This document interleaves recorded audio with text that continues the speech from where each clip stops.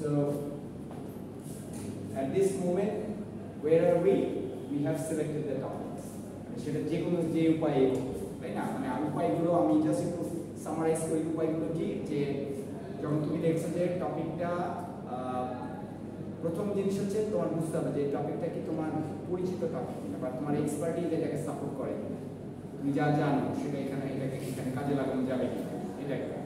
Secondly হচ্ছে, হ্যাঁ তুমি দেখছো যে তোমার এক্সপার্টিজের বাইরে, তুমি মনে করো যে কোনো একটা সফটওয়্যার ফার্মে কাজ করছো, তখন all of a sudden your boss comes in and hands down a particular book about some other platform that you do not know.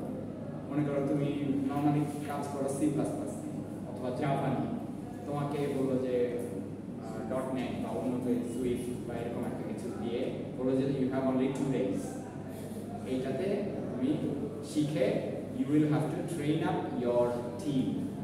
কারণ তুমি তো একটা টিমের সাথে কাজ করো, ওই টিমে মনে করো তুমি একজন লিডার, তোমাকে এখন ওই টিমকে ইনস্ট্রাকশন দিতে হবে, ওদের জন্য একটা প্রেজেন্টেশন বানাতে হবে। সো এইটা হচ্ছে one of the challenging scenario. You have to really cram the whole stuff in you and then you have to spread it out. তো এইটা এরকম, এটা একটা চ্যালেঞ্জ আসতে পারে। মানে প্রথমটা হচ্ছে যে তুমি এক্সপার্টিজ তুমি জানো এর সম্বন্ধে, you have very easy time selecting a topic. আর সেকেন্ডটা হচ্ছে you do not know the topic but you have to anyway you have to do it. You are forced to make a presentation, forced to adopt a topic.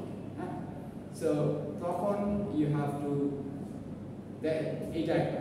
Third একটা scenario হচ্ছে তোমার উপর ছেড়ে দেওয়া হচ্ছে but you cannot find a topic, তখন আমরা যাবো যে ক্লাস্টারিং। তখন তোমাকে ইউ জট ডাউন আইডিয়া, জট ডাউন মানে হচ্ছে খুব তাড়াতাড়ি লিখে ফেলবা whatever comes to your mind, then you try ওই 3টা 4টা কলাম বা 5টা 6টা কলাম ওখানে একটা একটা করে শব্দ লিখে ফেললা, then you try to connect them, যে এইটার সাথে এটা কি কানেক্ট করা যায়। এইভাবে there comes a story, you have a topic. ঠিক আছে? আচ্ছা, তারপর মনে করো আমরা এখন করে ফেললাম, টপিক সিলেক্ট করে ফেললাম। এখন হোয়াট টু ডু? তোমার এক্সপার্টিজ থাকলেও তোমার চিন্তা করতে হবে অডিয়েন্সের ব্যাপারটা, যে অডিয়েন্সকে আমি কীভাবে এই ব্যাপারটা সবচেয়ে বেশি দিতে পারবো, মানে অডিয়েন্সকে তাদের যে ডিজায়ার্ড ইনফরমেশন সেটা আমি কীভাবে দিতে পারি। আচ্ছা, তখন ইউ নিড রিসার্চ। তার মানে রিসার্চ হচ্ছে you have to elaborate on the topic. তোমার যে টপিক তুমি সিলেক্ট করেছো সেটা সম্বন্ধে what is there to be known, এইগুলো তুমি বের করার চেষ্টা। আচ্ছা, তারপরে কি you have to find a source, যে আমি রিসার্চ তো করবো কোথায়, wait can I find the information. Most of the time এখনকার যুগে আমরা কি করি, we go to the internet, you type in the box on Google and then you see that all the information is coming up. But এখানে একটা problem আছে, সেই প্রবলেমটা কি, যে এই ইনফরমেশনগুলো হয়তো স্ট্রাকচার্ড অথবা অর্গানাইজ না কোন সেন্সে, যে তুমি যেভাবে প্রেজেন্ট করতে চাও সেভাবে দেয়া। So you have to do some kind of organizing, একটা সামনের আইডিয়া পিছনে নেয়া, পিছনের আইডিয়া সামনে নেয়া, এরকম করতে হবে। আচ্ছা, গেল। আরেকটা হতে পারে you go for public resources কি লাইব্রেরি, যেটা বলতে গেলে আমি একটু বিপদে পড়ি, কারণ তোমরা এমন একটা সময় বড় হচ্ছে যে আমাদের লাইব্রেরি বলতে আর কিছু অবশিষ্ট নাই আমাদের পাড়া নেইবারহুডগুলোতে। মানে কে বলতে পারো এখানে কার পাড়ায় একটা লাইব্রেরি আছে? হ্যাঁ, ভেরি গুড। এটা মানে ওই মনে হয় ওই এলাকাগুলো এখন টিকে আছে। শহরের ভিতরে লাইব্রেরি থাকা মানে ল্যান্ডলর্ড চিন্তা করছে যে তেমন কোনো পয়সা পাচ্ছে না, এর চেয়ে বরং একটা শোরুম বা একটা দোকান, খাওয়ার দোকান, এগুলোকে ভাড়া দিয়ে।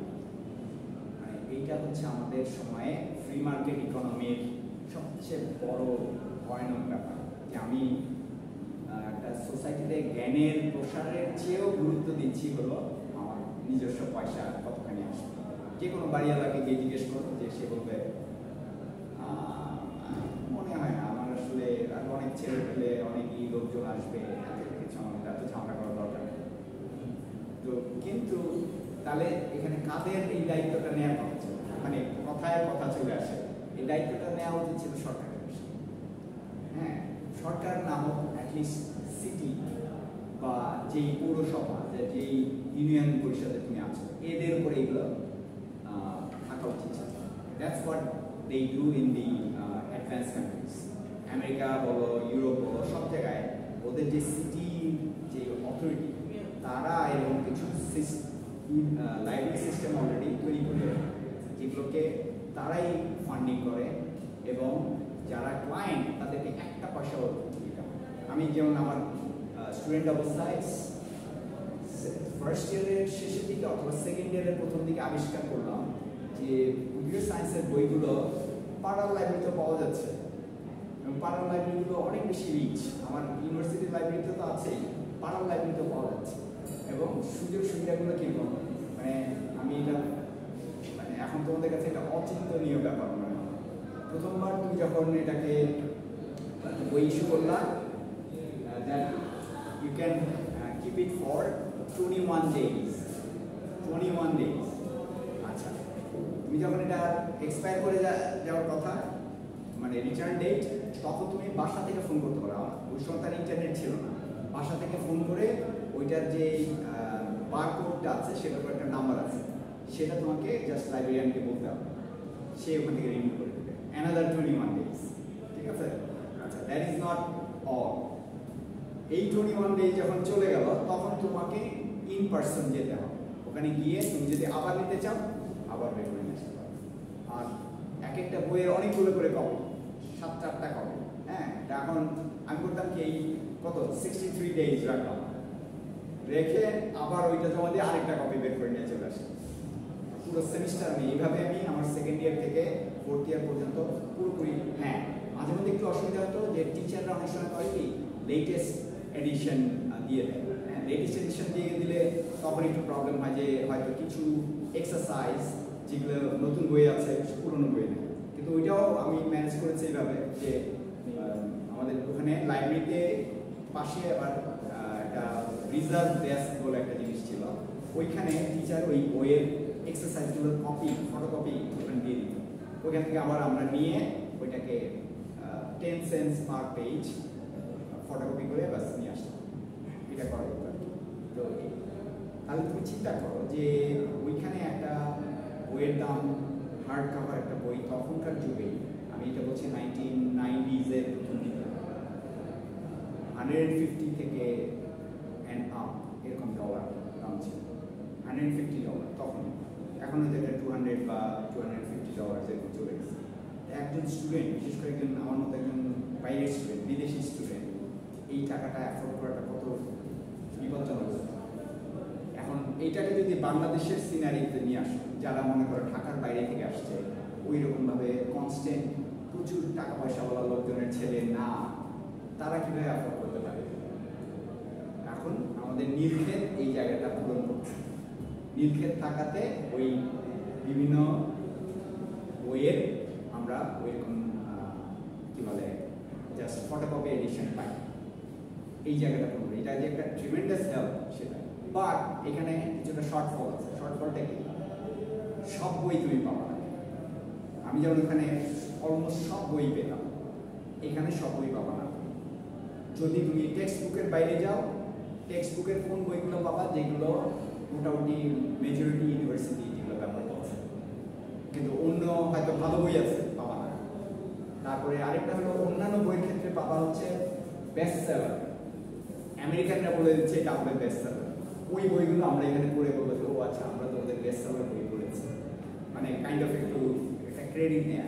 বাট ওইটা যে সবসময় আমাদের দরকার সেটাও কিন্তু না। তাহলে আমাদের ওই জায়গাগুলোতে ফাঁক রয়ে যাচ্ছে এবং এই ফাঁকটা দিন দিন বাড়ছে। এই ফাঁকটা পূরণ করার জন্য আরেকটা কি হলো, বুক ক্যাফে চলে আসে। বুক ক্যাফে এগুলো কি, যে you pay something to read a book inside. এই আইডিয়াটা প্রথম আমেরিকাতে নিয়ে আসলো হলো বার্নস এন্ড নোবেলস নামে একটা বুক স্টোর আছে, ওখানে খুব বিশাল বুক স্টোর। ওরা 1995 এই আইডিয়াটা নিয়ে আসলো এবং তারপর থেকে স্প্রেড লাইক এনিথিং। মানে এটাতে সুবিধা কি, এক্সট্রা কিছু ইনকাম হচ্ছে বুক স্টোরগুলো, কিন্তু লাইব্রেরি কিন্তু ওই অর্থে অন্য জিনিস, টোটালি অন্য জিনিস। লাইব্রেরি কিন্তু কোনো ধরনের কি বলে প্রফিট মেকিং প্রজেক্ট না, তাই না? এবং ওখানেও আমি যখন বই ইস্যু করতাম, ফাইন কত, লেট ফাইন কত জানো? পার ডে 5 সেন্টস, 5 পয়সা। হ্যাঁ, মানে তুমি 20 দিন লেট করলা, কত? 1 টাকা, $1। সো এই যে এটা ইচ্ছা করে এটা গভর্নমেন্ট করে রেখেছে, কারণ they want to make sure that majority of the population they get these benefits, ঠিক আছে? তো হ্যাঁ, ওখানে ওদের অনেকই আছে যে দেখা গেছে ফান্ডিং কমিয়ে দিচ্ছে ইসের থেকে, গভর্নমেন্টের কাছ থেকে লাইব্রেরি বই, মানে লাইব্রেরিতে একটু কোনো বইয়ের হয়তো পাওয়া যাচ্ছে না ঠিক মতো, বলা হচ্ছে যে অল্প কিছু এডিশন আছে, মনে করো ওদের তো বিশাল লাইব্রেরি সিস্টেম, তো কুইন্সবরো পাবলিক লাইব্রেরি যেটার কথা আমি বলছি, হ্যাঁ, মনে করো অ্যাটলিস্ট ওদের বোধহয় 40-50টা ব্রাঞ্চ আছে। তো এখন দেখা যাচ্ছে অল্প কিছু বই মেজর ব্রাঞ্চগুলোতে আছে, কিন্তু একেবারে পাড়ার ব্রাঞ্চে তুমি এগুলো পাবো না, এই ঝামেলাগুলো। বাট এই জিনিস, এই সিনারিওটা আমাদের এখান থেকে গায়েবই হয়ে গেছে পুরোপুরি, এবং কবে ফেরত আসবে?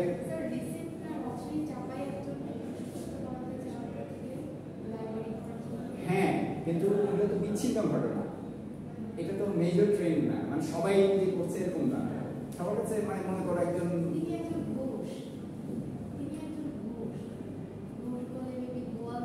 ও আচ্ছা আচ্ছা আচ্ছা, মানে দুধ বিক্রি করে, আচ্ছা আচ্ছা, হ্যাঁ, এই মানে এগুলো হচ্ছে কি, মানে সোসাইটির একেবারে কোনায় কাঞ্চিতে তুমি খুঁজে পাবে কিছু 2-1টা এরকম, হ্যাঁ, খুবই ভালো জিনিসটা। কিন্তু বেশিরভাগ ক্ষেত্রেই যেটা হচ্ছে যে সোসাইটির ভেতরেই একটা ওইরকম একটা অ্যাটমসফিয়ার তৈরি হয়ে গেছে যে আমাদের লাইব্রেরি দরকার নেই, everything is there in the internet. কিন্তু না, ইন্টারনেটে অনেক কিছুই তুমি তোমার পছন্দ মতো পাবে না, অনেক কিছু অথেন্টিক ইনফরমেশন পাবে না, এখন ফেক ইনফরমেশন, মিস ইনফরমেশন, অনেক কিছু। কিন্তু লাইব্রেরিতে কি হচ্ছে, বইটা হচ্ছে সবসময় একটা টেস্টেড জিনিস। টেস্টেড কোন অর্থে? বইটা যারা পাবলিশ করছে তারা কিন্তু ওইটা দেখে শুনে পাবলিশ করছে, যেটা নকল নাকি এরকম। হ্যাঁ, বাংলাদেশে ওইরকম হয় যে যে কেউ যদুমধু একজন একটা বই লিখে পাবলিশ করে ফেলবে, সেটা হয়। কিন্তু মোস্ট অফ দ্য যারা এস্টাবলিশড পাবলিশার, যাদের বইয়ের ক্ষেত্রে নাম আছে, যেমন এরকম ইউপিএল বা ইসের, এদের যে নাম আছে, এদের কনটেক্সটে তুমি দেখবা যে বেশিরভাগ বই এডিট করা, ভেরিফাইড। হ্যাঁ, তাহলে কি হচ্ছে, ওই বইয়ের ভিতরে যে ইনফরমেশন আছে সেটাকে তুমি ধরতে পারো যে this is actually authentic information, ঠিক আছে? সো এইটা হচ্ছে লাইব্রেরি বইয়ের সুবিধা, ইন্টারনেটে এই সুবিধাটা নাই। তো তাহলে তুমি মানে এখন আমাদের নন এক্সিস্টেন্ট লাইব্রেরি, কিন্তু কি করা যাবে? ঢাকায় কিছু লাইব্রেরি আছে, ইউএসআইএস লাইব্রেরি আছে, তারপরে তোমার মাইডাস নামে একটা লাইব্রেরি আছে, সে ধানমন্ডিতে ওই 27 নম্বরের মাথায়। ব্রিটিশ কাউন্সিল আছে, এইগুলোতে গিয়ে তোমরা ব্রিটিশ কাউন্সিলে গেলে বোধহয় তোমাকে একটা মেম্বারশিপ ফি দিয়ে করতে হবে, ওইখানে গেছি। কিন্তু তারপরে আমি দেখছি যে আমরা ব্রিটিশ কাউন্সিলে যখন যেতাম তখন যে পরিমাণ বই ছিল, এখন বইয়ের সংখ্যা কমে গেছে। আনবিলিভেবল ব্যাপার, মানে বইয়ের সংখ্যা বাড়ার কথা, মানে তারা এটাকে আরো মনে হয় আরো কিছু করার জন্য, বিভিন্ন ধরনের বই আনার জন্য হয়তো নির্দিষ্ট ক্যাটাগরির বই কমিয়ে দিয়েছে, তারপরে স্পেসও কমিয়ে দিয়েছে। রিডিং রুম আগে ওদের যেটা ছিল, আমি গিয়েছিলাম অনেক আগে, 2012-13 দিকে গিয়েছিলাম, তখন দেখলাম যে রিডিং স্পেসটা বাড়িয়েছে, কিন্তু লাইব্রেরি যে অংশটুকু যেদিকে বই থাকে ওইটা কমে গেছে জায়গাটা, যেটা আগে অনেক বড় ছিল। তো তাহলে আমাদের চ্যালেঞ্জটা কি তাহলে ওখানে, how do you get this information? এটা আসলে ইজি রাস্তা না, মানে অন্তত বাংলাদেশে। কিন্তু হ্যাঁ, তুমি you have to really venture around. তারপরেও কথা রয়ে যায় যে আমরা লাইব্রেরিতে কিভাবে এগুলোকে ব্যবহার করতে পারি। লাইব্রেরিতে গেলে তোমার যে জিনিসটা দরকার সেটা হচ্ছে আমি just I am hoping that someday there will be some library, অথবা তুমি আমাদের লাইব্রেরি যদি ওইভাবে মোটামুটি একটু ফ্লারিশ করে আমাদের লাইব্রেরি, আমাদের university library, probably you will know, you will get some information. সেখানে কি হতে পারে তোমার বই খুঁজে পাওয়ার ক্ষেত্রে লাইব্রেরিয়ান হচ্ছে সবচেয়ে অথেন্টিক কি বলবো গাইড। হ্যাঁ, সে তোমাকে গাইড করতে পারবে কোন বইটা কোথায় আছে। আর লাইব্রেরিতে শুধু আমাদের এখানে হয়তো বই আছে, লাইব্রেরিতে আরো অনেক কিছু থাকতে পারে। সেগুলো হচ্ছে তোমার এনসাইক্লোপিডিয়া, পিরিয়ডিক্যালস, হ্যাঁ বই, পিরিয়ডিক্যালস। পিরিয়ডিক্যালস হচ্ছে কোন একটা টপিকের উপরে বিভিন্ন যে পাবলিকেশন রয়েছে সেই পাবলিকেশনগুলোর ডিটেলস বর্ণনা লিস্ট করা থাকে, তুমি এটা খুলে খুলে দেখতে দেখো। হ্যাঁ, তারপর ওই অনুযায়ী তুমি সার্চ করতে পারো। তারপরে তোমার ম্যাগাজিন, নিউজ পেপার, জার্নাল। আরেকটা জিনিস আমি বলতে চাই যেটা বাংলাদেশে এখন আছে কিনা আমি জানি না, হয়তো গভর্নমেন্ট ইউনিভার্সিটিগুলোর লাইব্রেরিতে থাকতে পারে, মাইক্রোফিল্ম। আমরা মাইক্রোফিল্ম সম্বন্ধে জানি। তো এই মাইক্রোফিল্মের হয়তো সেটাতে সুবিধা কি যে তুমি বহু আগের নিউজ পেপার বা বিভিন্ন পাবলিশ ম্যাটেরিয়াল দেখা গেল যে ওখানে স্ক্যান করে রাখা হয়েছে, তো সেই ব্যাপারটা তুমি পেতে পারো। তারপরে এনসাইক্লোপিডিয়া, এটা তো আমরা মোটামুটি সবাই জানি, তাই না? ইয়ারবুক, ইয়ারবুকগুলো কি যে বিভিন্ন কলেজের বার্ষিকী থাকে না, যে একটা নির্দিষ্ট ব্যাচের স্টুডেন্টদের ছবি, তার ইনফরমেশন, কোথায় কে আছে, এইরকম এগুলো অনেক সময় কাজে দেয়। বায়োগ্রাফিক্যাল এইড, বিভিন্ন জীবনী নিয়ে একসাথে মনে করো অনেক যে কোনো একটা পার্টিকুলার ফিল্ডের বিজ্ঞানীদের নিয়ে একটা হয়তো একটা বই প্রকাশিত হয়েছে, একটা কালেকশন আছে, সেগুলোকে আমরা বলি বায়োগ্রাফিক্যাল। বুক অফ কোটেশনস, হ্যাঁ তোমরা বলছো না কেন, আমি রিপিট করছি। আচ্ছা, তাহলে আমরা মোটামুটি লাইব্রেরির ব্যাপারটা বুঝে গেছি, তাই না? এখন তাহলে কথা বলতে হবে ইন্টারনেট।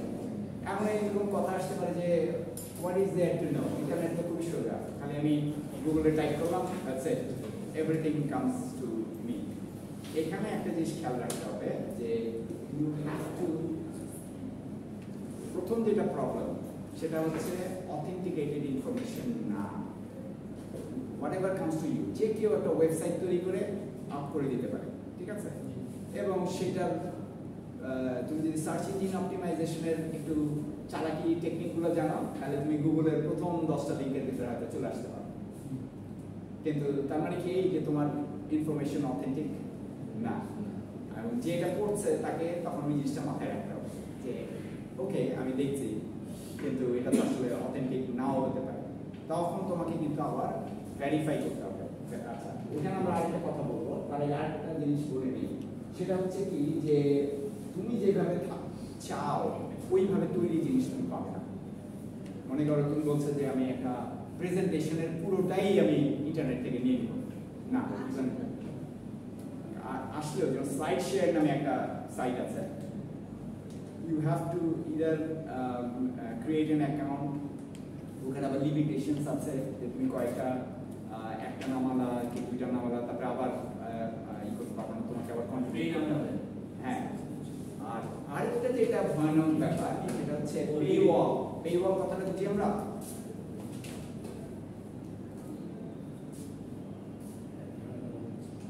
এখনকার ডিজিটাল কন্টেন্টের কনটেক্সটে paywall is a very dangerous thing.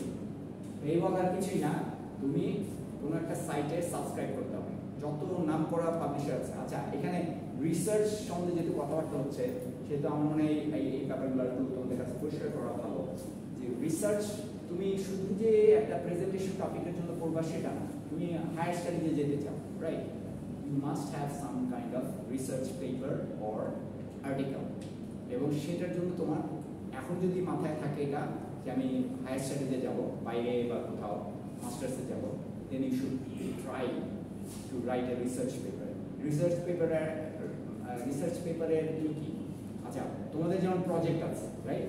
আইডিপিতে বলো, বিভিন্ন ইসে, এই প্রজেক্টগুলোর সাথে রিসার্চ ওয়ার্কের পার্থক্য আছে, রাইট? সেই পার্থক্যটা কি?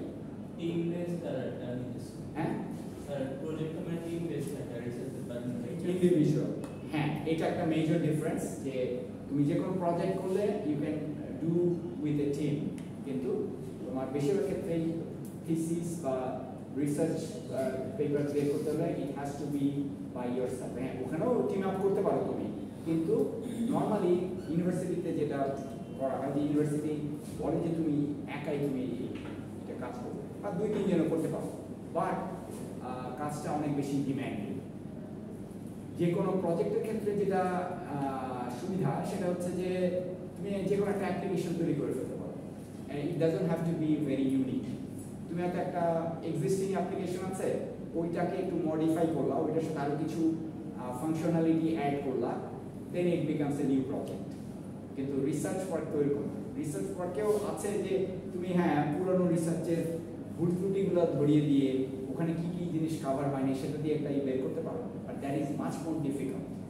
ঠিক আছে, ওই রিসার্চের জন্য you have to go for this guys. Unfortunately paywall ই করা আর কি টপকানোর একটা চেষ্টা করতে হবে। আচ্ছা, ওইটা টেকনিক আছে, আমি এটা বলবো একটু পরে। তো পেওয়ালগুলো কিছুই না, বিভিন্ন ধরনের ইলেকট্রনিক জার্নাল, সেজ, এলসেভিয়ার এরকম, তারপরে নেচার, বিভিন্ন ধরনের first class second class journal আছে, Q1 Q2 বলি আমরা। এই জার্নালগুলো সাবস্ক্রাইব করতে হয়, অথবা একটা আর্টিকেল ডাউনলোড করতে গেলে $33 অ্যাট লিস্ট। $33 কিন্তু অনেক, মানে এই 3,300 টাকা।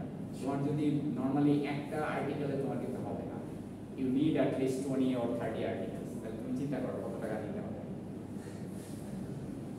এইটা হচ্ছে পেওয়ালের সবচেয়ে বড় ভয়ানক জিনিস, যে তারা অথারদের কাছ থেকেও টাকা নিচ্ছে অথারদের লেখার জন্য। মানে ভালো প্রেস্টিজিয়াস জার্নাল তুমি যদি পাবলিশ করতে চাও, you have to pay the application process, article processing fee. হ্যাঁ, ওইটা তো তুমি দিচ্ছ, কিন্তু আবার যে এটা পড়তে চাচ্ছে তাকেও টাকা দিচ্ছে। কিছু আছে ওপেন অ্যাক্সেস। ওপেন অ্যাক্সেস মানে যারা পড়বে তারা ফ্রি করতে পারে, বাট খুব বেশি না, বেশিরভাগই হচ্ছে পে ওয়ালের পেছনে। তো এটা একটা আমাদের জন্য, বিশেষ করে থার্ড ওয়ার্ল্ড কান্ট্রি, আমাদের মতো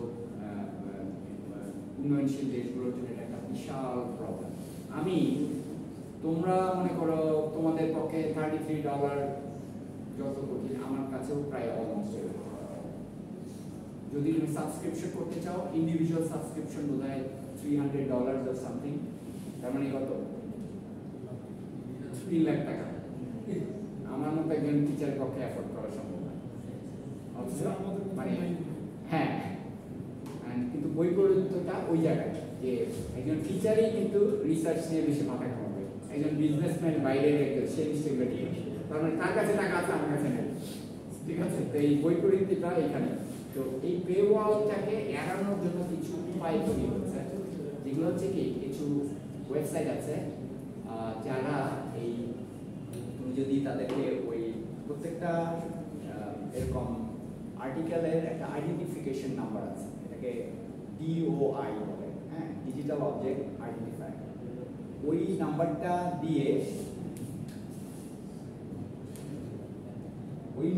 দিয়ে তুমি সাইহাব নামে একটা ওয়েবসাইট আছে, হ্যাঁ, ওদের অনেক বই আছে এইটা, হ্যাঁ, অনেক আর্টিকেল, ওরা বেশিরভাগ আর্টিকেলই করে।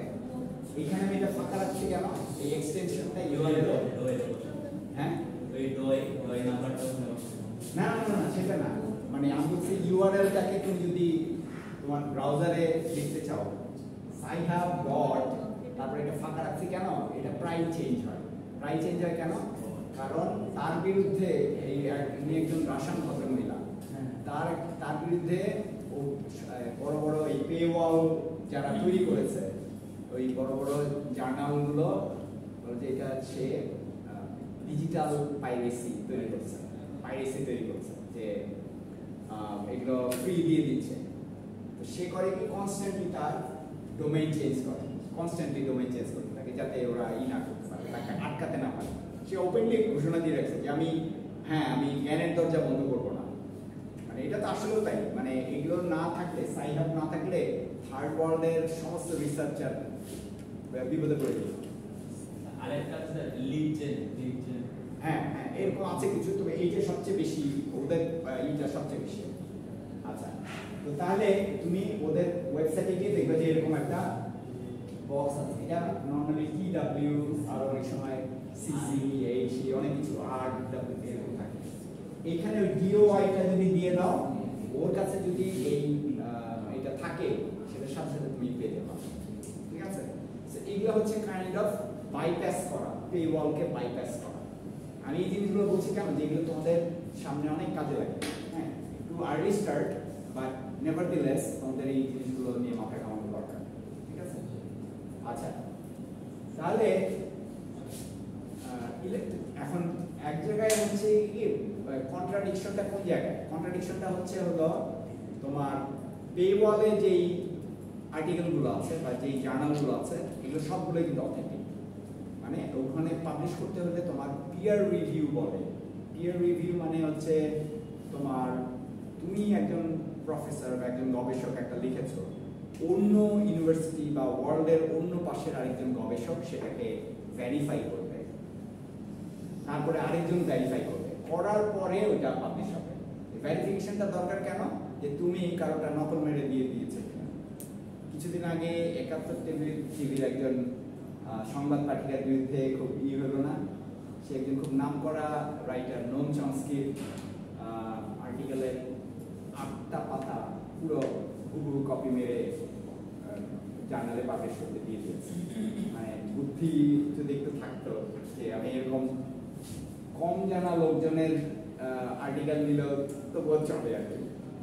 আমি প্লেইং দ্য ডেভিলস অ্যাডভোকেট, মানে যে মানে খারাপ হিসেবে বলছি যে তুমি যদি কপি করবা, এমন কারোটা কপি করো যেটা খুব মানে পপুলার না, খুব স্কেয়ার্স, পাওয়া যায় না এরকম, তাহলে লোকজন ওইভাবে ভেরিফাই করতে পারবে। তো সে করেছে কি একেবারে নোম চমস্কি খুব নাম করা রিসার্চার এবং রাইটার এবং অ্যাক্টিভিস্ট, তার নাম সারা পৃথিবী জানে, তার ওইখান থেকে আর্টিকেল থেকে মেরে দিয়েছে। সো এটাকে আমরা কি বলি, এই যে নকলটাকে একটা নাম আছে,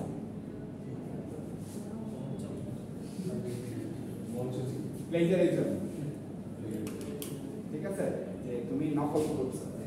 এটা তো রেগুলার, হ্যাঁ এই ওয়ার্ডটা খালি ওয়ার্ডই আছে, কিন্তু বাকি সব কিছু না না, কিন্তু এটা তুমি যখন মনে করো ওই, আমরা তো আপাতত ওইরকম ডোমেইনে ঢুকিনি। বেশিরভাগ ক্ষেত্রে কি হয়, তোমাদের ক্ষেত্রে তোমাকে একটা টপিক দেওয়া হলো, ওই কাজটা তুমি এখান থেকে কাট এন্ড পেস্ট করে একটা কিছু বার করিয়ে নিয়ে চলে আসো।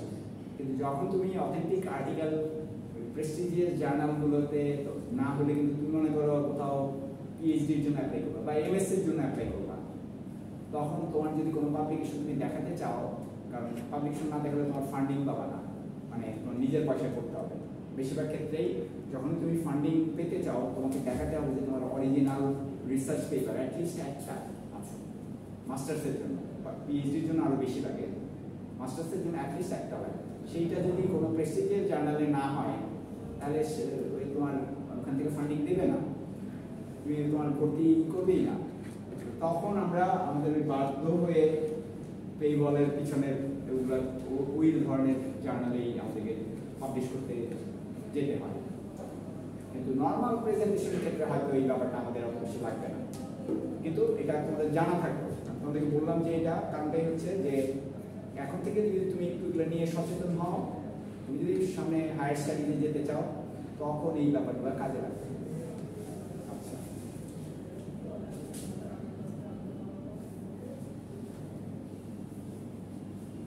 আচ্ছা, তাহলে আমরা এই মানে ইন্টারনেটের কনটেক্সটে যেটা বলছে যে, আচ্ছা এই লাইনটা মনে রাখা জরুরি যে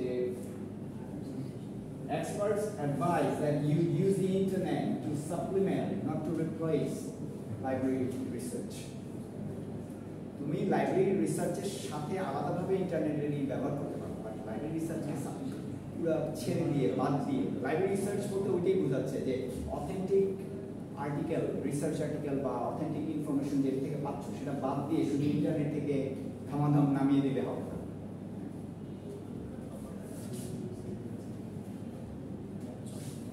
আচ্ছা, আরেকটা যেটা জিনিস যে আমরা সার্চ ইঞ্জিন কিভাবে ব্যবহার করি। নর্মালি আমরা সার্চ ইঞ্জিনে একটা জিনিস এখন চ্যাট জিপিটি সাথে আরেকটা প্রবলেম হয়ে গেছে। সেটা কি, যে চ্যাট জিপিটিকে তুমি তোমার যা দরকার সেভাবে দিয়ে দাও, সে একটা কিছু তৈরি করে তোমাকে দিয়ে দিবে। অনেক ক্ষেত্রে দেখা গেছে যে 100% ই না, হ্যাঁ, কিন্তু চ্যাট জিপিটির এইটাতে একটা আমাদের ভিতরে একটা খুব কি বলে নেগেটিভ প্রবণতা তৈরি করছে। সার্চ ইঞ্জিনে তুমি তোমার পছন্দের মতো জিনিস পাবে না, বাট সেখানে আমরা কি প্রম্পট ইঞ্জিনিয়ারিং সম্বন্ধে জানি? কি প্রম্পট ইঞ্জিনিয়ারিং কি বলো? নাম শুনেছ? আচ্ছা, প্রম্পট ইঞ্জিনিয়ারিং আর কিছুই না। তুমি চ্যাট জিপিটিকে কত দক্ষভাবে বলতে পারো। প্রম্পট মানে কি? আগে মানে এটা আগে তো মঞ্চ নাটক ছিল, মঞ্চ নাটকের মধ্যে দেখা যেত যে স্টেজে যে অ্যাক্টর সে যে ডায়লগগুলো দিচ্ছে, আড়ালে উইংস বুঝি তো আমরা না, এখন পাশে যেই মঞ্চের পাশে যেই হিসেবে মতো যাওয়ার জায়গা, ওইখানে একজন লুকিয়ে বসে সে ওই স্ক্রিপ্ট থেকে পড়ছে। তখন ওই তাকে শুনে শুনে আবার ওই পার্টিকুলার অ্যাক্টর ওই ডায়লগগুলো বলছে। এইটাকে বলা হলো প্রম্পটিং। কাউকে কোনো কিছু করার জন্য তুমি নির্দেশ দিচ্ছ বা কোনো একটা ওয়েতে তাকে এটা করে দিচ্ছ, নির্দেশ দিচ্ছ। এইটাই আমরা যখন সার্চ ইঞ্জিনের ক্ষেত্রে বা চ্যাট জিপিটির ক্ষেত্রে আমরা যখন এটা ব্যবহার করছি, এটাকে আমরা বলছি হলো প্রম্পট ইঞ্জিনিয়ারিং। ঠিক আছে? সো এই প্রম্পট ইঞ্জিনিয়ারিংটা তোমাকে এখানে জানতে হবে যে সার্চ ইঞ্জিনে তুমি যে পার্টিকুলার জিনিসটা চাচ্ছ সেটা পেতে হলে তোমাকে এটাকে কিভাবে রিফ্রেশ করতে হবে। সেই রিফ্রেশ করার ব্যাপারটা হচ্ছে অনেকটা এরকম, যেমন মনে করো তুমি মাইক্রো ক্রেডিট সম্বন্ধে আমরা জানি, এখন সেটা একটু পুরনো জিনিস হয়ে গেছে বাংলাদেশে। 1980s থেকে গ্রামীণ ব্যাংকের এত নাম কি হবে? মাইক্রো ক্রেডিট থেকে। ঠিক আছে? মাইক্রো ক্রেডিট আর কিছুই না। নর্মাল ক্রেডিট বলতে বোঝায় হচ্ছে লোন। তুমি ক্রেডিট কার্ড যে ব্যবহার করছো এটা কিন্তু এক ধরনের লোন, তাই না? তোমার ব্যাংক তোমাকে একটা স্পেন্ডিং পাওয়ার দিয়ে দিচ্ছে। Without paying cash you can use that particular amount to pay for things, কিন্তু এটা ব্যাংকের কাছে একটা লোন। এটা যদি তুমি ঠিক সময় মতো না দিতে পারো, they will charge you an amount. অথবা বাংলাদেশে আরও ভয়ঙ্কর ব্যাপার আছে, একটা নির্দিষ্ট 14-15টা ট্রানজ্যাকশন না হলে তোমাকে বছরে একটা ফি সে ধরিয়ে দেবে। তার মানে কি এটা তার নিজের ইন্টারেস্ট, সে খুব বেনভোলেন্ট না। বেনভোলেন্ট বুঝি আমরা উপকারী না, উদার না, যে হ্যাঁ আমি এই লোকের না। বেশিরভাগ ব্যাংকিং ইন্ডাস্ট্রি তাই।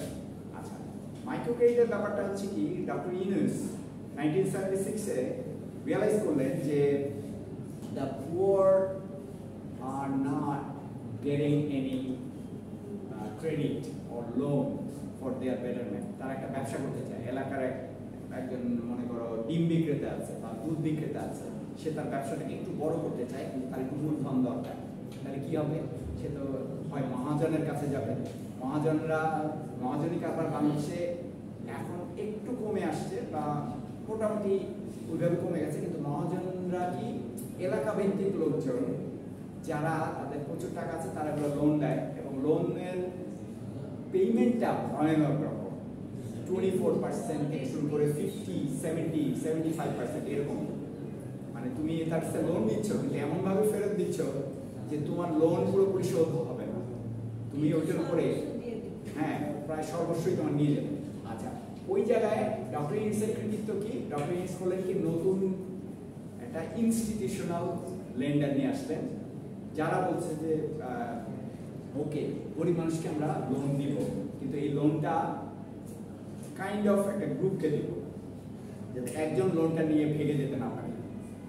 মানে চাষিদেরকে বলা হচ্ছে যে তাদের 5-6জন মিলে একটা গ্রুপ তৈরি করবে, তারা প্রত্যেকেই ওই লোনের জন্য দায়ী থাকবে। মানে একজন ভেঙে গেলে বাকি দিয়ে ধরা যাবে।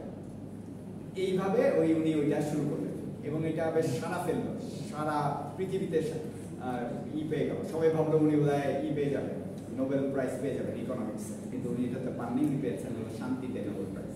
কারণ ওনাকে আসলে এটা ইকোনমিক্সের ভাষায় তেমন নতুন কিছু না। মানে লোনের ইটা ওনাকে বলছে হলো ব্যাংকার টু দ্য পুয়ার, আমার নাম, তাই না? আমরা সেটা শুনি মাঝে মাঝে। এটা আর কিছুই না যে পুয়ার লোকজনের কাছে ওই পপুলেশনের কাছে উনি লোনের আওতাটাকে বাড়াবেন, ঠিক আছে?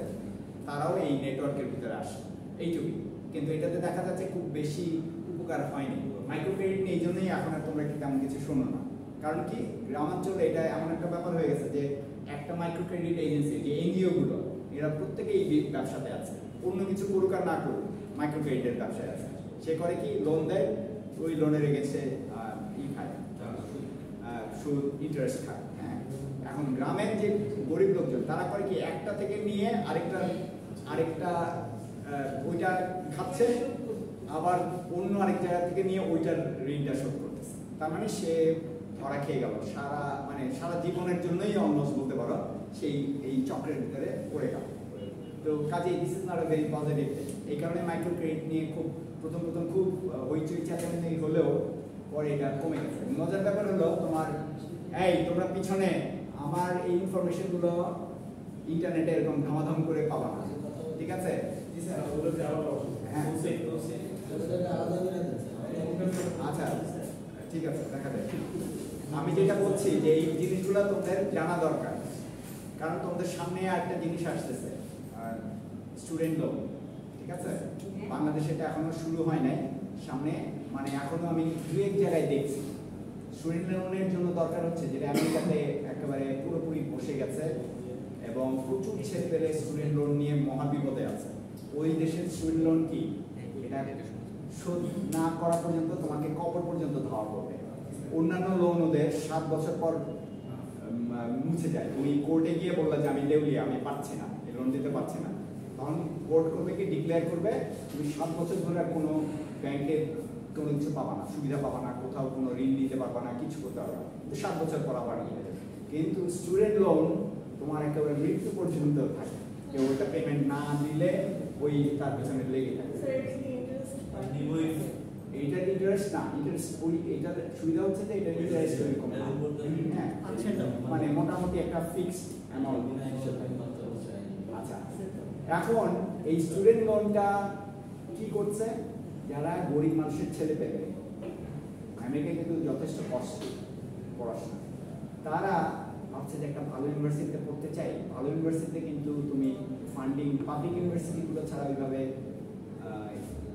আন্ডারগ্রেড লেভেলে খুব বেশি কখনই ফান্ডিং পাবে। পাবলিক ইউনিভার্সিটিগুলো ওগুলো এই করে যে স্টেট ভিত্তিক কিছু গ্র্যান্ট আছে এসব। আচ্ছা, তুমি এক কাজ করো তো, এই সাদা টি শার্টে তোমার কি নাম? তুমি এখানে চলে আসো, আইমানের পাশে চলে আসো।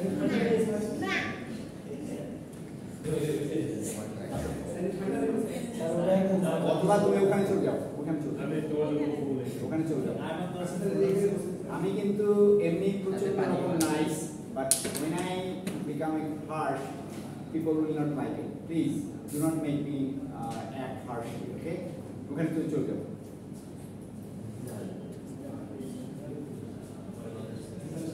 না, ওখানে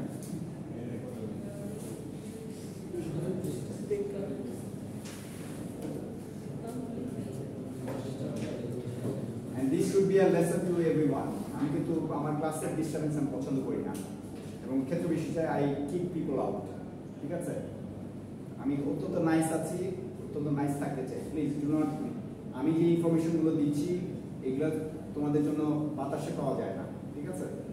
এটা আমার এক্সপিরিয়েন্স থেকে, আমার এক্সপার্টিস থেকে এই ইনফরমেশনগুলো আসছে, এবং তোমরা অনেক কিছুই অন্যান্য স্টুডেন্টদের চেয়ে আগে জেনে যাচ্ছ। আমার মনে হয় না তোমরা এটা খুব একটা ভ্যালু করছো, ঠিক আছে? অনেকে বুঝতেও পারছো না যে what you are getting. Anyway, তো তাহলে যেটা বলছিলাম যে এই যে লোনের ব্যাপারটা, স্টুডেন্ট লোনের ব্যাপারটা বাংলাদেশে খুব তাড়াতাড়ি চলে আসবে। এটার জন্য একটা ব্যাপার দরকার ছিল, সেটা অলরেডি চলে আসছে। কি সেটা? একজন ইন্ডিভিজুয়াল যাতে লোন নিয়ে ভেঙে যেতে না পারে, তাকে আইডেন্টিফাই করার মতো একটা ইনফরমেশন দরকার। এখন এটা আমাদের কি হয়েছে, এনআইডি চলে আসছে, ঠিক আছে? এনআইডি দিয়ে তোমাকে ট্র্যাক করবে। এটা একটা ছোট দেশ, তুমি মেরে দিয়ে ভেঙে যাও, কোথাও গিয়ে যদি যে কোনো কিছুতে অ্যাপ্লাই করতে যাও তোমার এনআইডি লাগে, তাহলে তোমাকে ট্র্যাক করতে পারবে। এবং আমাদের বাংলাদেশ ব্যাংকে কিন্তু অলরেডি সিআইডি বলে একটা শাখা আছে, হ্যাঁ, কনজিউমার ইনফরমেশন ব্যুরো বা এরকম নামে। হ্যাঁ,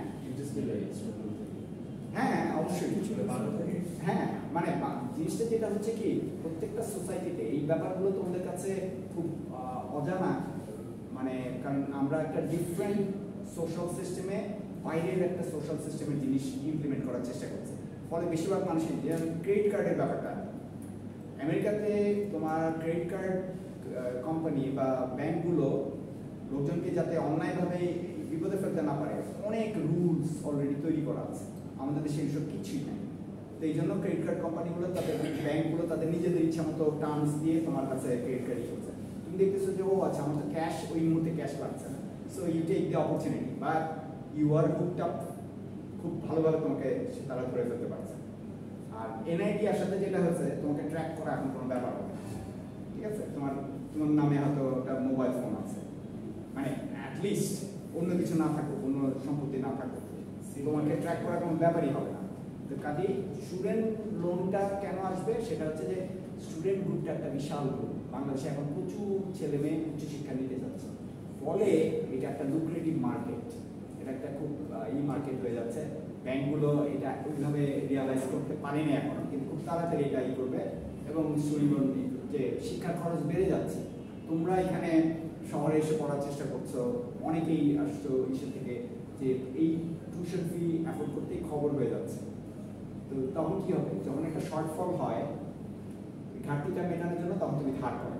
এই ধার করাটাকে এরা একটা ইনস্টিটিউশনালাইজ জিনিসে নিয়ে আসলে এখান থেকে তারা লাভ খাবে আর স্টুডেন্ট ভাতা করে গেল। যতদিন পর্যন্ত চাকরি করে এটা কি করতে না পারছে ততদিন তার জন্য প্রবলেম। স্যার এটা তো স্টুডেন্টের আসলে খারাপ তো। হ্যাঁ খারাপ না জিনিসটা খারাপ এমনিতেই বেকার। হ্যাঁ অবশ্যই আরো বেকার হবে। হ্যাঁ আমি লোন নিয়ে পড়াশোনা করলাম, তারপর তো আমি লোন দিতে পারবো। হ্যাঁ সেটাই তো, মানে এইটা হচ্ছে কি ফ্রি মার্কেট ইকোনমির বাস্তবতা। এটা মানে এটা তো আমি এটা প্রুভ করি না, একেবারেই না, তোমরা আমার কথা থেকে বুঝতে পারো নিশ্চয়ই।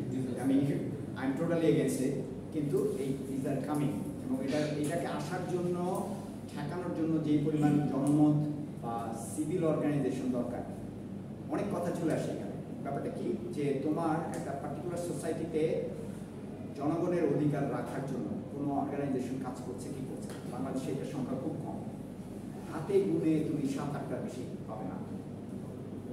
ফলে যেটা হচ্ছে গভর্নমেন্টকে সবসময় ইনফ্লুয়েন্স করার মতো শক্তি এই ব্যাংক মালিক, তারপরে বিভিন্ন শক্তিশালী এনটিটিরা আছে। তারা নিজেদের বেনিফিটের জন্য, মুনাফার জন্য গভর্নমেন্টকে ইনফ্লুয়েন্স করে এরকম কিছু রুল বের করে নিয়ে আসতেই পারে। এটা বারবারই আমরা দেখতে পাচ্ছি। ওইটাকে ঠেকানোর জন্য মাঝখানে থার্ড পার্টি একটা থাকার কথা, যেগুলো অ্যাডভান্স কান্ট্রিগুলোতে আছে, থাউজেন্ডস অফ দ্যাম আছে, যারা জনগণের পক্ষে ফাইট করে। আমাদের যেমন যে ভোক্তা অধিদপ্তর, যে এইটা হচ্ছে একটা লিমিটেড ফাইট করতেছে, এরকম কিছু অর্গানাইজেশন দরকার। হ্যাঁ, কিন্তু কেউ এটাতে এগিয়ে আসছে না, কারণ অনেক জনগণের সংখ্যাগরিষ্ঠ অংশ এটা সম্বন্ধে পুরোপুরি, তাদের কাছে এটা পুরোপুরি অজ্ঞাত, তারা এটা বোঝেই না। আর যারা বোঝে উপর দিকে আছে তারা হয়তো অনেক আরামে আছে, তাদের কাছে এই ব্যাপারটা কেন, তারা অনেক বিত্তশালী, তাদের কাছে এটা ব্যাপারটা কনসার্ন না। কিন্তু এই ব্যাপারটা সামনের দিকে আসছে, কারণ এখান থেকে প্রচুর পয়সা বানানো আছে, ঠিক আছে? এটা একটা বিশাল মার্কেট তৈরি হতে যাচ্ছে এবং এটা একটা ভয়ঙ্কর জিনিস হতে যাচ্ছে। I hope it does not happen, কিন্তু আমার কাছে মনে হচ্ছে আর কি যে এরকম একটা কিছু হবে। সাময়িকভাবে মনে করো আচ্ছা লোন, হ্যাঁ আমি তো এই চলতে পারছি, কিন্তু পরে পরে তোমার ইনকাম এটাকে সাপোর্ট করতে পারবে কিনা, বা তুমি পুরো পে ব্যাক করতে পারবে কিনা, সেটা হয়তো তুমি চিন্তা করবে না। তুমি একটা হুট করে মানে মোমেন্টের নোটিসে এখন আমার বিপদ, আমি এখন আমার একটা হেল্প পাচ্ছি, হ্যাঁ নিয়ে নিলাম, এইরকম একটা এই সুযোগটাই নেবে এরা। হ্যাঁ, ওই জিনিসগুলোরই আরো কনসলিডেট করতে করতে এরকম একটা জায়গায় আসে। আচ্ছা, তো এইটা নিয়ে আমরা কথা বলছিলাম কেন, যে যখনই তুমি একটা পার্টিকুলার টপিক নিয়ে কথা বলতে যাও তখন দেখবে যে এটা থেকে সাব টপিক বের হচ্ছে এরকম। তো তুমি তোমার প্রেজেন্টেশনের কনটেক্সটে তখন তুমি এটা বিচার করবা যে how much should I bring in, আমি এর মধ্যে কতখানি আনতে পারি বা কতখানি রাখতে পারি। তো ওই ব্যাপারগুলো একটু বোঝার জন্য। আর আমরা বলছিলাম যে প্রম্পট ইঞ্জিনিয়ারিং এর কনটেক্সটে তুমি মনে করো শুধু যদি লেখো যে মাইক্রো ক্রেডিট তোমার ইসে গুগল সার্চ ইঞ্জিনে বা অন্যান্য আমি যেটা ব্যবহার করি, যেটা তোমরা ব্যবহার করতে পারো, DuckDuckGo কেউ ব্যবহার করেছে এটা? এইটা তোমার প্রাইভেসির জন্য অনেক উপকারী। কারণ কি, ওরা গুগলের মতো এত রাখে না, এবং তুমি তোমার অনেক কিছুই এটা আমরা পরেই করি। এই DuckDuckGoতে তোমার অনেকখানি তুমি সেফ, মানে হ্যাঁ একটা মুশকিলটা কি, যেমন গুগলের সার্চ ইঞ্জিনে অনেক কিছু পাওয়া খুব ইজি, মানে অনেক কিছুই লিস্টেড থাকে, তো DuckDuckGoতে একটু কম লিস্টেড। হ্যাঁ DuckDuckGo, ডাক মানে হাঁস। হ্যাঁ ঠিক আছে।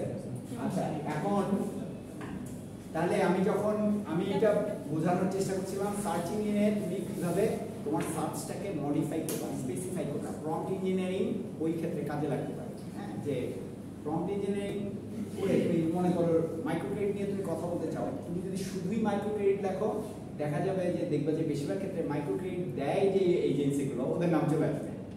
কিন্তু এটা যে বিপদ, তুমি জানতে চাও যে মাইক্রো ক্রেডিটের বিপদটা কি, তখন তোমাকে বলতে হবে riskiness of micro credit in Bangladesh. তখন তোমার হয়তো ওইরকম ভাবে আর্টিকেল কমে আসবে। এখানে হয়তো দেখা যাবে যে বিশেষ করে ইন্টারনেটের ক্ষেত্রে যে ব্যাপারটা, যে এরকম প্রচুর বিজনেস এন্টিটির নাম চলে আসে, তুমি টপিক সার্চ দাও। কিন্তু আমি একবার কি দিলাম আইবিএম এর ইনফোস্ফেয়ার নামে আইবিএম এর একটা আছে তোমার অ্যাপ্লিকেশন আছে, সফটওয়্যার অ্যাপ্লিকেশন। কিন্তু আমি ইনফোস্ফেয়ার জিনিসটাকে, ইনফোস্ফেয়ার বলে হচ্ছে একজন অক্সফোর্ড ইনস্টিটিউটের নাম শুনেছো কিনা তোমরা, অক্সফোর্ড ইউনিভার্সিটির ইন্টারনেট নিয়ে কাজ করে, ইন্টারনেটের রেগুলেশন, ওই যে এরকম সিভিল সোসাইটি ইনস্টিটিউশন। আমি যেটার কথা বলতেছিলাম যে গভর্নমেন্ট এবং বিজনেসের মাঝখানে একটা অর্গানাইজেশন যারা জনগণের পক্ষে কাজ করে। তো ওই তাদের একজন লোক আছে, ওনার নাম হলো লুচিয়ানো ফ্লোরিডি, হ্যাঁ ইটালিয়ান। এই ভদ্রলোকের একটা লেখা আছে ইনফোস্ফেয়ার নামে। উনি বলছেন যে আমরা যে ইন্টারনেটে ইনফরমেশন নিয়ে কাজ করছি, সারা আমাদের লাইফ ইনফরমেশন ওরিয়েন্টেড হয়ে গেছে, সেটা মিলে একটা জগৎ তৈরি করেছে, যেটাকে উনি বলছেন ইনফোস্ফেয়ার। আমি এটা জানার জন্য গুগল সার্চ দিলাম, দেখি যে ওই আইবিএম এর ইনফোস্ফেয়ার অ্যাপ্লিকেশনের 7-8টা লিঙ্ক চলে আসছে, কিন্তু আমি ওইটার সম্বন্ধে অত বেশি জানতে পারছি। তার মানে এটা কি, যে ইউ হ্যাভ টু, তখন আমি করলাম কি, লুচিয়ানো ফ্লোরিডি যে ভদ্রলোক, তার নামটা দিয়ে তারপরে দিলাম, তখন দেখলাম যে এগুলো আসে। তার মানে কি, এখানে প্রম্পট ইঞ্জিনিয়ারিংটা একটা যথেষ্ট রিসার্চ করতে গেলে you have to be very very specific. তোমাকে ন্যারো ডাউন করতে হবে যে আমি স্পেসিফিক্যালি কি চাচ্ছি। দরকার মনে করলে এইগুলোকে তুমি চেঞ্জ করতে পারো, মানে তোমার কথাগুলোকে একটু ঘুরিয়ে লিখবা, এইভাবে। ঠিক আছে? সো এইটা হচ্ছে তোমার সার্চ ইঞ্জিন ব্যবহারের টেকনিক। এরপরে যেটা, আচ্ছা এইটা যেমন কি করেছে, এই জিনিসগুলো কিন্তু তুমি করতে পারো। গুগলের দেখবে যে বিভিন্ন অপশন দেওয়া থাকে, ইমেজ, ভিডিও, ব্লগস, বুকস, এই অপশনগুলো ধরেও তুমি, মানে you are refining your search. এটা আমরা কি বুঝি, যে তুমি তোমার সার্চটাকে আরো একটু স্পেসিফিক করে নিয়ে আসতেছো, একটা টাইম ফ্রেমের ভিত্তিতে, এত সাল থেকে এত সালের মধ্যে যা পাবলিশ হয়েছে সেগুলো আমি চাই, এরকম অনেক কিছু দেখবে। এগুলো অনেক ওয়েবসাইটে তুমি পাবা, লাইব্রেরি ওয়েবসাইট বা বিভিন্ন ধরনের ইউনিভার্সিটির ওয়েবসাইটে তুমি পাবা, যে এরকম you can refine your searches like that. এখানে যে জিনিসটা আমি স্ট্রেস করতে, গুরুত্ব দিতে চাচ্ছি, সেটা হচ্ছে যখনই তুমি এই ধরনের রিসার্চের জন্য সার্চ করছো, তোমাকে একটা খুব কি বলবো এটাকে, মনোযোগী অ্যাটিটিউড নিতে হবে। জাস্ট তো আমি একটা কিছু দরকার আমি দিলাম, বাস এটা চলে আসলো আমার জন্য, এইরকম করলে হবে না। হ্যাঁ, এটা কিন্তু that goes for your higher studies research too. যে তুমি মনে করো একটা আর্টিকেল লিখবা, একটা নতুন কিছু নিয়ে করবা, you want to be recognised by a foreign university, তখন তোমাকে এই জিনিসগুলো নিয়ে প্রচণ্ড রকমই করতে হবে। আমরা মোস্টলি হ্যাবিচুয়েটেড, আমরা আমাদের অভ্যাস হয়ে গেছে, আমরা নর্মালি খুব হালকা গা ছাড়া ভঙ্গিতে সার্চ করি, এটা উচিত না। ঠিক আছে? আচ্ছা, আর তাহলে এই ধরনের প্রেসাইজ এবং পিন পয়েন্টেড সার্চ। প্রেসাইজ মানে হচ্ছে হলো কি একেবারে যথাযথ, যতটুকু দরকার ওইটুকু দিয়ে ওইভাবে তুমি যদি সার্চ করতে শিখে যাও you will get a better result. এরপরে যেটা নিয়ে কথা বলবো আমরা উইকিপিডিয়া। আচ্ছা, উইকিপিডিয়ার সবচেয়ে সুবিধাটা, বড় সুবিধাটা হচ্ছে হলো অলমোস্ট সবকিছু সম্বন্ধে তুমি ওখানে একটা কিছু পাবা লেখা। সবচেয়ে বড় অসুবিধাটা হচ্ছে এটা অথেন্টিক কিনা, কারণ অনেকে এটা এডিট করতে পারে, ঠিক আছে? এটা ওই অর্থে হয়তো অথেন্টিক না, অনেক এটা তোমাকে খেয়াল রাখতে হবে। You have to keep it at the back of your head, মাথার পিছনে এটা রাখতে হবে যে হ্যাঁ উইকিপিডিয়া থেকে আমি তথ্য নিচ্ছি ঠিকই, কিন্তু এটা কত না। কিন্তু উইকিপিডিয়ার আবার আরেকটা সুবিধা আছে, তোমাকে প্রচুর লিঙ্ক দিয়ে দিবে। দেখবে যে উইকিপিডিয়ার নিচের দিকে প্রচুর লিঙ্ক আছে এবং ওই লিঙ্কগুলো দিয়ে তুমি তখন আবার তোমার সার্চটাকে সুন্দর করে আরো বাড়াতে পারো, ঠিক আছে? তো that's how you use the Wikipedia. কিন্তু তোমাকে ওই অ্যাডিশনাল রিসোর্সগুলো নিয়ে চিন্তা করতে হবে। আচ্ছা, এবার আসলে যেটা আমাদের আসল প্রবলেম, যেটা আমি একটু আগে যেটা বলছিলাম, সেটা কি যে evaluating the correctness of internet documents. ইন্টারনেটে যে ইনফরমেশনগুলো আমরা পাচ্ছি সেটা কতখানি কারেক্ট, কতখানি অথেন্টিক। অথেন্টিক বুঝি তো আমরা না, খাঁটি, কতখানি খাঁটি।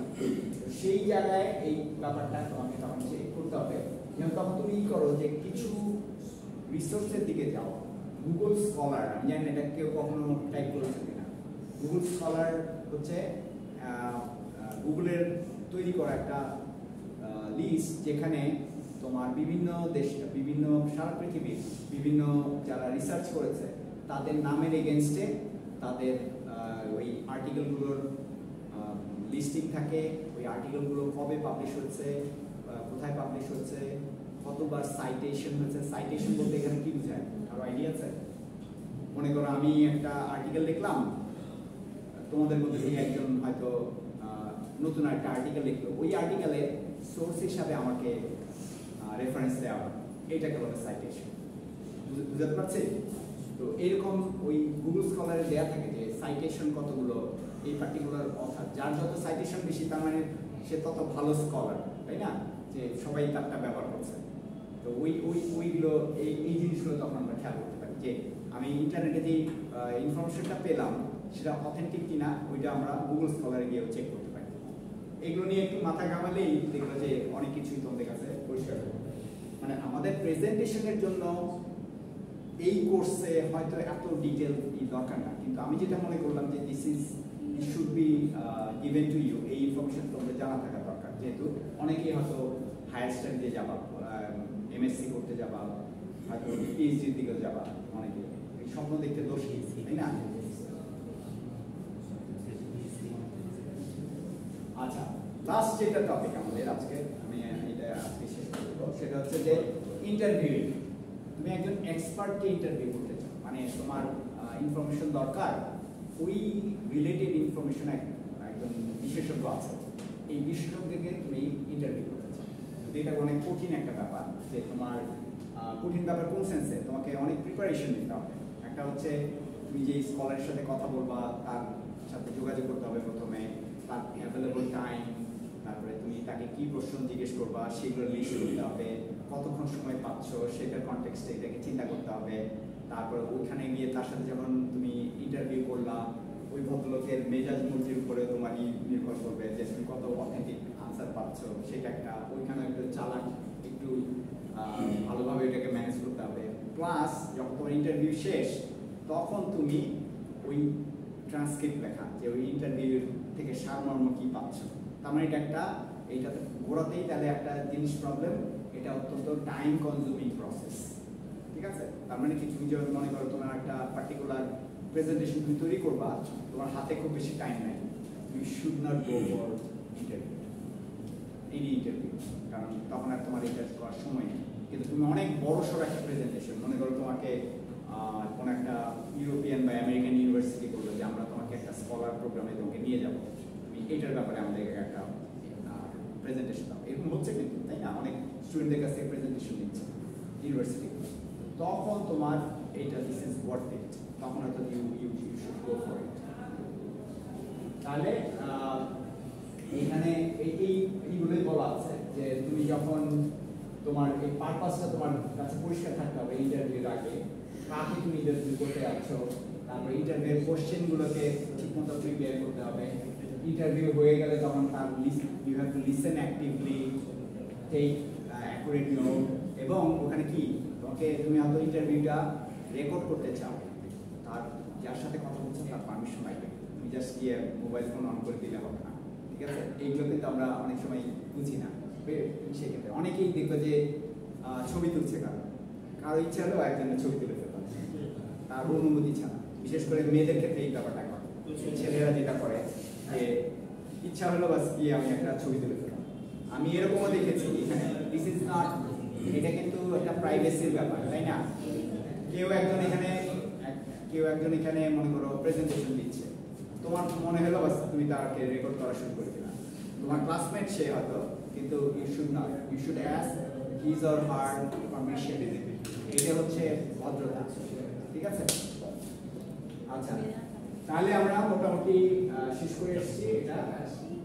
আর after you finish your research, you should take notes efficiently কিভাবে এটাকে রেকর্ড করতে হবে, তারপরে এগুলোকে সাজাতে হবে, প্রত্যেকটার জন্য আলাদা আলাদা করে করতে হবে। এগুলো আপাতত আমি বলছি, তোমাদের আপাতত হয়তো দরকার পড়বে না, কিন্তু that's the way to go.